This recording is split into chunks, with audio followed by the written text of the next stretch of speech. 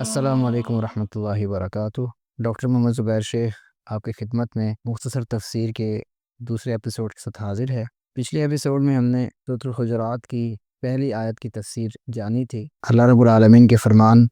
یا ایھا الذین آمنوا لا تقدموا بین یدی اللہ ورسولہ واتقوا اللہ ان اللہ سمیع علیم کو ہم نے سمجھا تھا۔ آج ہم دوسری آیت کی طرف چلتے ہیں۔ اللہ رب العالمین ارشاد فرماتے ہیں یا ایھا الذین آمنوا لا ترفعوا اصواتکم فوق صوت النبی ولا تجہروا له بالقول کجہر بعضکم لبعض ان تحبط اعمالکم وانتم لا تشعرون۔ اے ایمان والو، اپنی آوازیں نبی کی آواز سے بلند نہ کرو اور نہ بات کرنے میں آپ کے لیے آواز کو اونچا کرو، جس طرح کہ تم میں سے ایک دوسرے کے سامنے اپنی آواز کو اونچا کرتا ہے۔ ایسا نہ ہو کہ تمہارے اعمال برباد ہو جائے اور تمہیں پتہ بھی نہ چلے، تم شعور بھی نہ رکھتے ہو۔ تو جس طرح کہ گزشتہ ایپیسوڈ میں ہم نے یہ بات ذکر کی تھی کہ اللہ رب العالمین نے قرآن مجید میں جہاں پر بھی یا ایھا الذین آمنوا کے الفاظ استعمال فرمائے ہیں، وہاں پر مومنوں کو خصوصاً کوئی خاص حکم دیا جا رہا ہوتا ہے۔ تو اس آیت میں بھی ایسے ہی ہے۔ اللہ تعالیٰ ارشاد فرماتے ہیں، دو باتیں کہی گئی ہیں اس آیت میں، لا ترفعوا اصواتکم فوق صوت النبی، کہ اپنی آواز کو نبی کی آواز سے بلند نہ کرو۔ کیسے؟ اور ولا تجہروا لہ بالقول کجہر بعضکم لبعض، جس طرح تم آپس میں ایک دوسرے سے بات کرتے ہوئے اونچی آواز کر لیتے ہو، اس طرح سے نبی کریم صلی اللہ علیہ وسلم کے سامنے آواز کو اونچا نہ کرو۔ کیوں؟ کیونکہ یہ ادب کے خلاف ہے۔ رسول اللہ صلی اللہ علیہ وسلم کوئی عام ہستی نہیں ہے۔ آپ علیہ الصلوۃ والسلام تو وہ ہستی ہیں جنہیں اللہ رب العالمین نے ہماری ہدایت کے لیے بھیجا تھا، اور آپ علیہ الصلوۃ والسلام کی ذات گرامی مومنوں کے لیے باعث رحمت، باعث شفقت تھی، اور آپ جو پیغام لے کر آئے تھے وہ ساری انسانیت کے لیے، خصوصاً مومنوں کے لیے زندگی بخش تھا۔ جیسا کہ اللہ رب العالمین فرماتے ہیں یا ایھا الذین آمنوا استجیبوا للہ وللرسول اذا دعاکم لما یحییکم، کہ اے ایمان والو، جب اللہ اور اس کے رسول تمہیں بلائیں تو ان کی بات کو فوراً سنو، کیونکہ وہ تمہیں اس چیز کی طرف بلا رہے ہیں جس میں تمہارے لیے زندگی ہے۔ تو اللہ رب العالمین نے اس آیت میں بارگاہ نبوت کے آداب سکھائے ہیں۔ ایک تو یہ کہ آپ وسلم کی آواز سے اپنی آواز کو اونچا نہیں کرنا، اور نمبر دو، رسول اللہ صلی اللہ علیہ وسلم سے اس انداز سے بات نہیں کرنی اس انداز سے ہم ایک دوسرے سے بات کرتے ہیں۔ جب یہ آیت نازل ہوئی تو پیارے پیغمبر صلی اللہ علیہ وسلم کے ایک بہت پیارے صحابی، جنہیں خطیب رسول بھی کہا جاتا ہے، نام ان کا ثابت بن قیس بن شماس تھا، انہوں نے جب یہ آیت سنی تو اپنے گھر میں بیٹھ کے پیارے پیغمبر صلی اللہ علیہ وسلم کی مجلس میں آنا بند کر دیا۔ آپ صلی اللہ علیہ وسلم نے جب دیکھا کہ میرا فلاں صحابی نظر نہیں آ رہا، تو آپ نے صحابہ اکرام سے دریافت کیا کہ وہ کہاں ہے۔ ایک صحابی نے کہا اصلا میں دیکھتا ہوں کہ وہ کہاں گیا، میں اس کی خبر لے کر آتا ہوں۔ وہ گئے اور ثابت بن قیس کے گھر میں جب پہنچے تو دیکھا کہ وہ گھر میں بیٹھے ہوئے ہیں اور سر جھکایا ہوا ہے۔ تو انہوں نے پوچھا کیا ہے، آپ نبی کریم صلی اللہ علیہ وسلم کی مجلس، بابرکت مجلس میں کیوں نہیں آ رہے؟ تو انہوں نے کہا میں بہت بری حالت میں ہوں۔ کیوں؟ اس لیے کہ میں نبی کریم صلی اللہ علیہ وسلم کی مجلس میں بیٹھتا تھا تو میری آواز آپ صلی اللہ علیہ وسلم کی آواز سے بلند ہو جاتی تھی، اور اللہ نے فرمایا ہے کہ جس کی آواز نبی صلی اللہ علیہ وسلم کی آواز سے اونچی ہوئی اس کے اعمال ضائع ہو جائیں گے۔ تو میرے تو اعمال ضائع ہو گئے اور میں دوزخی بن گیا ہوں۔ وہ صحابی نبی کریم صلی اللہ علیہ وسلم کی خدمت میں آئے اور کہا کہ یہ ثابت بن قیس اس حالت میں ہیں اور یہ کہہ رہے ہیں۔ تو پیارے پیغمبر صلی اللہ علیہ وسلم نے فرمایا جاؤ، اذهب الیہ، اس کے پاس جاؤ، فقل لہ، اور اسے بتا دو، انک لست من اہل النار، آپ دوزخی نہیں ہیں، آپ جہنم میں جانے والے نہیں ہیں، ولکنک من اہل الجنہ، بلکہ آپ تو جنتی ہیں۔ تو قدرتی طور پر آواز کا بلند ہونا الگ مسئلہ ہے، جان بوجھ کر اپنی آواز کو نبی صلی اللہ علیہ وسلم کی آواز سے بلند کرنا یہ جائز نہیں ہے۔ ابن ابی ملیکہ بیان کرتے ہیں کہ قریب تھا کہ اس امت کے دو بہترین افراد تباہ ہو جاتے، یعنی ابوبکر و عمر۔ کیسے؟ کہ ان دونوں نے نبی کریم صلی اللہ علیہ وسلم کے سامنے اپنی آواز بلند کر دی تھی۔ ہوا یہ کہ بنو تمیم کے کچھ سوار آئے اور نبی کریم صلی اللہ علیہ وسلم سے انہوں نے درخواست کی ہمارا کوئی امیر مقرر کر دیں۔ تو حضرت عمر رضی اللہ تعالیٰ عنہ نے ایک شخص کا نام دیا اور حضرت ابو بکر رضی اللہ تعالیٰ نے دوسرے کا نام لیا۔ حضرت عمر نے ایک شخص کا نام لیا اور حضرت ابو بکر نے دوسرے شخص کا نام لیا۔ تو حضرت عمر نے کہا مجھے لگتا ہے کہ آپ مجھ سے اختلاف کرنا چاہتے ہیں۔ اس پر ان دونوں کی آواز بلند ہوئی تو اللہ تعالیٰ نے یہ آیت نازل فرما دی، یا ایھا الذین آمنوا لا ترفعوا اصواتکم، اے ایمان والو اپنی آواز کو نبی صلی اللہ علیہ وسلم کی آواز سے بلند نہ کرو۔ عبداللہ بن زبیر رضی اللہ عنہ بیان کرتے ہیں کہ جب یہ آیت نازل ہوئی تو عمر رضی اللہ تعالی عنہ نبی کریم علیہ السلام کے سامنے جب بات کرتے تھے تو اتنی آہستہ آواز سے بات کرتے تھے کہ آپ صلی اللہ علیہ وسلم صاف سن نہ سکتے، اور آپ پوچھتے کہ کیا کہہ رہے ہیں آپ۔ یعنی انہوں نے آداب بارگاہ نبوت کا اتنا خیال کیا کہ اپنی آواز کو انتہائی پست کر لیا۔ تو پیارے پیغمبر علیہ السلام سے اونچی آواز سے بات کرنا یا آپ کی مجلس میں اونچی آواز سے بات کرنا یہ مناسب نہیں ہے، یہ بارگاہ نبوت کے آداب کے خلاف ہے۔ اسی سے ہم یہ بھی سبق لے سکتے ہیں کہ وہ مجالس جن میں رسول اللہ صلی اللہ علیہ وسلم کی بات کی جا رہی ہے یا آپ پر نازل شدہ کتاب کی بات کی جا رہی ہے، وہاں پر اپنی آوازوں کو بلند کرنا، توجہ نہ دینا، یہ اس آیت کی روح سے خلاف ادب ہے۔ اللہ تعالیٰ قرآن مجید کے بارے میں ارشاد فرماتے ہیں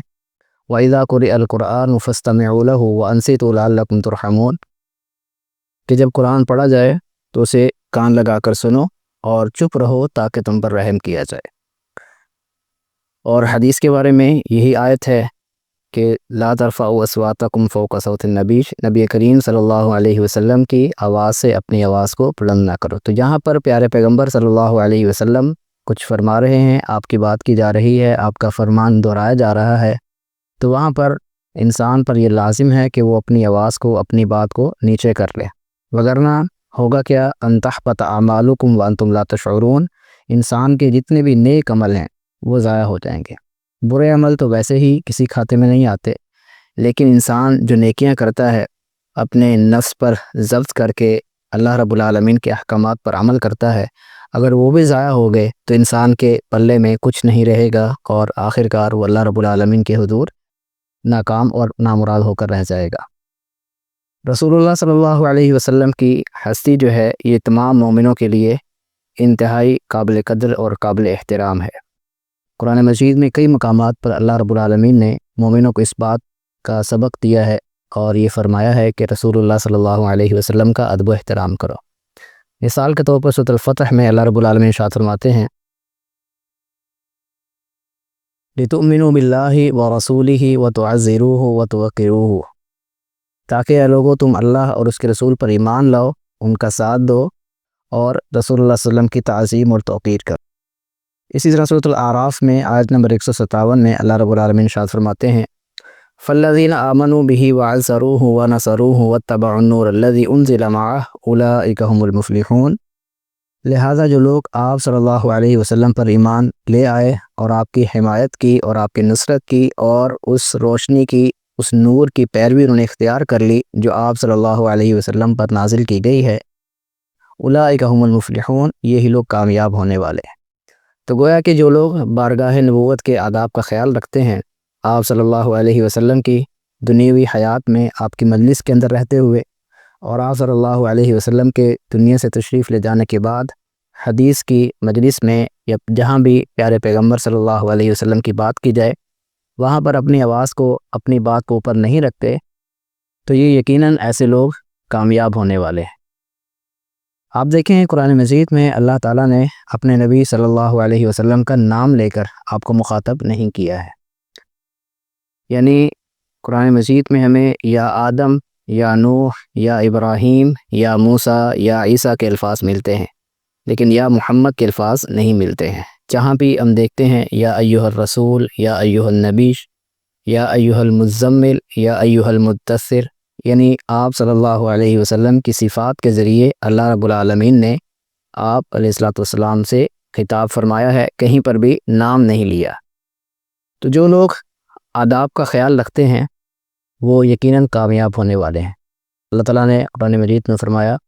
وَعِبَادُ الرَّحْمَنِ الَّذِينَ يَمْشُونَ عَلَى الْأَرْضِ هَوْنًا وَإِذَا خَاطَبَهُمُ الْجَاهِلُونَ قَالُوا سَلَامًا۔ رحمان کے بندے وہ ہیں جو زمین پر عاجزی سے چلتے ہیں،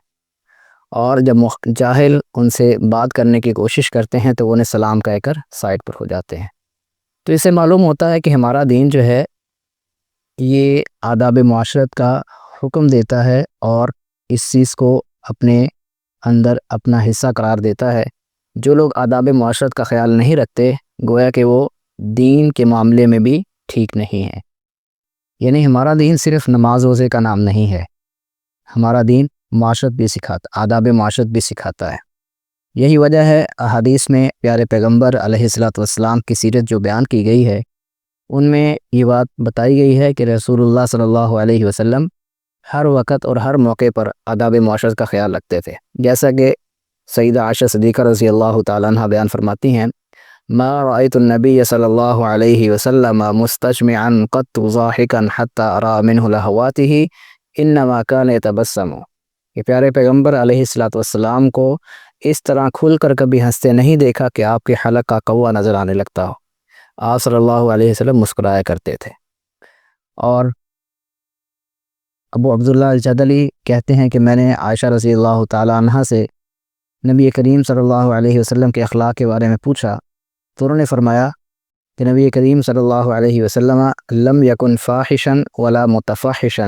کہ پیارے پیغمبر صلی اللہ علیہ وسلم فحش گو نہیں تھے، بد کلامی کرنے والے نہیں تھے، ولا سخابا فی الاسواق، اور بازاروں میں چیخنے والے نہیں تھے، ولا یجزی بالسیئۃ السیئۃ، اور برائی کا بدلہ برائی سے نہیں دیتے تھے، ولکن یعفو ویصفح، بلکہ آپ معاف کر دیتے تھے، درگزر سے کام لیتے تھے۔ اور رسول اللہ صلی اللہ علیہ وسلم نے ہمیں بھی آداب سکھائے ہیں۔ ابو قتادہ رضی اللہ تعالیٰ عنہ بیان کرتے ہیں کہ ایک مرتبہ ہم نبی کریم صلی اللہ علیہ وسلم کے ساتھ نماز پڑھ رہے تھے، تو دوران نماز آپ صلی اللہ علیہ وسلم نے کچھ لوگوں کے چلنے پھرنے اور بولنے کی آواز سنی۔ جب نماز مکمل ہوئی تو پیارے پیغمبر علیہ الصلوۃ والسلام نے پوچھا کہ یہ کون لوگ تھے اور کس وجہ سے جلدی کر رہے تھے؟ تو انہوں نے کہا دی ہم استعدلنا الی الصلاۃ، ہم نماز کے لیے آ رہے تھے تو اس لیے جلدی تھی کہ کہیں جماعت نہ رہ جائے۔ تو آپ صلی اللہ علیہ وسلم نے فرمایا فلا تفعلوا، ایسا نہ کرو، اذا اتیتم الصلاۃ فعلیکم بالسکینہ، جب نماز کے لیے آؤ تو وقار اور سکون کو ملحوظ رکھو، فما ادرکتم فصلوا، جو نماز تمہیں جماعت کے ساتھ مل جائے وہ ادا کر لو، وما فاتکم فاتموا، اور جو رہ جائے اس کو بعد میں پورا کر لو۔ اسی طرح میدان عرفات میں جب یعنی 9 ذو الحجہ کو عرفات کا دن واپسی پر رسول اللہ صلی اللہ علیہ وسلم نے لوگوں کو دیکھا کہ وہ اونچی اونچی آواز سے بول رہے ہیں اور اونٹوں کو ہانک رہے ہیں، مار دھاڑ کر رہے ہیں، تو آپ صلی اللہ علیہ وسلم نے اپنے جو آپ کے ہاتھ میں لاٹھی تھی، کوڑا تھا، اس سے ان لوگوں کی طرف اشارہ کیا اور فرمایا ایھا الناس، لوگو علیکم بالسکینہ، آہستگی اور وقار کے ساتھ چلو، اپنے اوپر اس چیز کو لازم کر لو، فإن البر لیس بالایذاء، کیونکہ اونٹوں کو تیز دوڑانا کوئی نیکی نہیں ہے، اس طرح شور و غل کرنا یہ کوئی نیکی نہیں ہے۔ تو اسلام اور قرآن مجید ہمیں یہ سکھاتے ہیں کہ ہمیں آداب کا خیال رکھنا ہے، اور جیسے یہاں پر یہ فرمایا گیا کہ رسول اللہ صلی اللہ علیہ وسلم کی بارگاہ کا، آپ کی مجلس کا احترام کرنا ہے، اسی طرح وہ لوگ جو آپ کے ورثاء ہیں یعنی علماء کرام، ان کی مجالس کا اور ان کے شخصیت کا بھی خیال رکھنا یہ ضروری ہے، کیونکہ اللہ رب العالمین فرماتے ہیں قُلْ هَلْ يَسْتَوِي الَّذِينَ يَعْلَمُونَ وَالَّذِينَ لَا يَعْلَمُونَ، اے محمد صلی اللہ علیہ وسلم آپ فرما دیجئے یا ان سے پوچھئے کہ کیا جو جاننے والے ہیں، جو عالم ہیں اور جو عالم نہیں ہیں برابر ہو سکتے ہیں؟ انما یتذکر اولو الالباب، نصیحت و عقل والے ہی حاصل کرتے ہیں، قبول کرتے ہیں۔ پیارے پیغمبر صلی اللہ علیہ وسلم نے یہ بات سکھائی ہے کہ جو لوگ علم والے ہیں وہ امامت کے حقدار ہیں، جو بات کو سمجھتے ہیں، دین کو جانتے ہیں، قرآن مجید پڑھے ہوئے ہیں، وہی لوگ امامت کے حقدار ہیں۔ سیدنا عمر بن سلمہ رضی اللہ تعالیٰ عنہ بیان کرتے ہیں کہ زمانہ جاہلیت میں ہم ایک چشمے پر قیام پذیر تھے، تو لوگ ہمارے پاس سے گزرتے اور قرآن پڑھتے تو میں ان سے سن کر یاد کر لیتا۔ پھر جب ہم لوگ مسلمان ہوئے تو نبی کریم صلی اللہ علیہ وسلم نے ہمارے وفد کے لوگوں سے یہ کہا کہ تم میں سے جو شخص قرآن کو زیادہ جانتا ہے اس کو تم نے امام بنانا ہے۔ تو جب لوگوں نے دیکھا تو مجھے سب سے زیادہ قرآن یاد تھا، جبکہ میں چھوٹا تھا، صرف 6 یا 7 سال کا تھا، تو لوگوں نے مجھے اپنا امام بنا لیا۔ تو جو علم سیکھتا ہے، رسول اللہ صلی اللہ علیہ وسلم کا وارث بنتا ہے، وہ امامت کا مستحق ٹھہرتا ہے۔ اسی طرح پیارے پیغمبر صلی اللہ علیہ وسلم غزوہ احد میں جب شہداء کو دفنا رہے تھے تو آپ علیہ الصلوۃ والسلام پوچھتے تھے ایہم اکثر قرآناً، یہ جو افراد ہیں، شہداء ہیں، جن کو ہم ایک قبر میں دو تین لوگوں کو دفن کر رہے ہیں، ان میں سے کس کو قرآن زیادہ آتا تھا؟ تو جب بتایا جاتا کہ فلاں شخص کو زیادہ آتا تھا تو آپ صلی اللہ علیہ وسلم اس شہید کو قبلے کی جانب کر دیتے تھے۔ اور رسول اللہ صلی اللہ علیہ وسلم فرماتے ہیں کہ امام کے قریب وہی شخص کھڑا ہوگا جو عقل والا ہے، جو سمجھدار ہے، جو عقل شعور کا مالک ہے، جو دین کے مسائل کو سمجھنے والا ہے، پھر وہ لوگ جو ان کے بعد آنے والے ہیں۔ تو علم سیکھنا ہے، علم سمجھنا ہے، علم پر عمل کرنا ہے، تو ہمیں آداب معاشرت کا خیال رکھنا ہے۔ موسیٰ علیہ السلام خضر نے کہا تھا موسیٰ علیہ السلام نے خضر سے کہا تھا هل اتبعک علی ان تعلمنی مما علمت رشدا، کیا میں آپ کے ساتھ رہ سکتا ہوں تاکہ آپ مجھے بھی اس حکمت کو سکھا دیں جو آپ کو سکھائی گئی ہے۔ تو ہمارا دین، یہ ساری باتیں کرنے کا مقصد یہ ہے کہ ہمارا دین ادب و احترام کا دین ہے، اور یہ ادب و احترام بسا اوقات کسی کی علم کی وجہ سے کیا جاتا ہے، بسا اوقات کسی کے عمر کی وجہ سے، اور بسا اوقات اس کے کچھ اور وجوہات ہوتی ہیں، لیکن علم کی وجہ سے ادب و احترام بہت ضروری ہے۔ اور یہ علم والا شخص چاہے ہم سے چھوٹا ہو یا بڑا ہو، تو ہمیں اس کا ادب و احترام کرنا ہے۔ آخر میں اللہ تعالیٰ فرماتے ہیں ان تحبط اعمالکم، کہ اگر تم نے یہ کام کیا، یعنی نبی کریم صلی اللہ علیہ وسلم کی مجلس میں اپنی آواز کو آپ وسلم کی آواز سے بلند کیا، یا آپ علیہ السلام سے اس انداز سے بات کی جیسے ایک دوسرے سے بات کرتے ہو، تو پھر کیا ہوگا؟ ان تحبط اعمالکم وانتم لا تشعرون، تمہارے اعمال ضائع ہو جائیں گے اور تمہیں پتہ بھی نہیں چلے گا۔ یہ مطلب ہے۔ آخر میں اللہ رب العالمین ارشاد فرماتے ہیں ان تحبط اعمالکم وانتم لا تشعرون، کہ اگر تم نے ایسا کیا، یعنی نبی کریم صلی اللہ علیہ وسلم کی آواز سے اپنی آواز کو بلند کیا، یا پیارے پیغمبر صلی اللہ علیہ وسلم سے اس انداز سے بات کی جیسے ایک دوسرے سے بات کرتے ہو، تو پھر تمہارے اعمال ضائع ہو جائیں گے، تمہیں پتہ بھی نہیں چلے گا۔ یعنی بسا اوقات جیسے آج کل ہمارے پاس موبائل ہیں، تو کسی وجہ سے اگر فیکٹری ریسٹور کا بٹن دب جائے تو سب کچھ ضائع ہو جاتا ہے، پتہ بھی نہیں چلتا۔ تو ایسے ہی ہمارے نیک اعمال بھی ضائع ہو سکتے ہیں اگر ہم نے اس ادب کا خیال نہ رکھا۔ ہمارے ہاں اب لوگوں نے اس چیز کو بولڈنس اور کانفیڈنس کا معیار سمجھ لیا ہے کہ کوئی بندہ دوسرے سے کتنی بدتمیزی سے بات کر سکتا ہے اور کتنا دوسرے کو ذلیل کر سکتا ہے۔ چھوٹے کے ساتھ ہو یا بڑے کے ساتھ، ہر بندہ یہ کوشش کرتا ہے کہ اپنے کانفیڈنس کو ظاہر کرے اس انداز سے کہ وہ دوسرے کی عزت اور احترام نہ کر رہا ہو۔ تو آزادی، کانفیڈنس، بولڈنس یہ نہیں ہے کہ ہم آداب کو بھول جائیں، بلکہ آپس میں ادب و احترام کا لحاظ رکھنا یہ بہت ضروری ہے، خصوصاً ان لوگوں کا جو رسول اللہ علیہ وسلم کے وارث ہیں، آپ کے ممبر و محراب کے اور آپ کے مصلی کے۔ عموماً ہمارے ہاں امام صاحب اگر کچھ لیٹ ہو جائیں تو لوگ خود ہی امام بننے کی کوشش کرتے ہیں، تو یہ انداز درست نہیں ہے۔ نبی کریم صلی اللہ علیہ وسلم نے فرمایا تھا کہ کوئی بندہ کسی دوسرے کی جگہ پر امامت نہ کروائے جب تک کہ اس کی اجازت نہ ہو۔ تو ہر شخص کو یہ چاہیے کہ وہ دوسرے کا خیال رکھے، دوسرے کے عزت اور احترام کا لحاظ رکھے، خصوصاً جو بزرگ ہیں اور خصوصاً جو علم میں آگے ہیں ان کا لحاظ رکھنا اور ان کا خیال رکھنا یہ بہت ضروری ہے۔ نبی کریم صلی اللہ علیہ وسلم نے فرمایا تھا لیس منا من لم یرحم صغیرنا ولم یوقر کبیرنا، اس بندے کا ہم سے کوئی تعلق نہیں ہے جو چھوٹوں پر شفقت نہیں کرتا اور بڑوں کا احترام نہیں کرتا۔ اسی کے ساتھ آج کی اس نشست کا اختتام کرتے ہیں۔ اللہ رب العالمین سے دعا ہے کہ اللہ رب العالمین ہمیں بارگاہ نبوت کے آداب کا خیال رکھنے کی توفیق عطا فرمائے، اور جو وارثان علوم نبوت ہیں ان کا ادب و احترام بھی ملحوظ رکھنے کی اللہ رب العالمین ہمیں توفیق عطا فرمائے۔ وآخر دعوانا الحمد للہ رب العالمین۔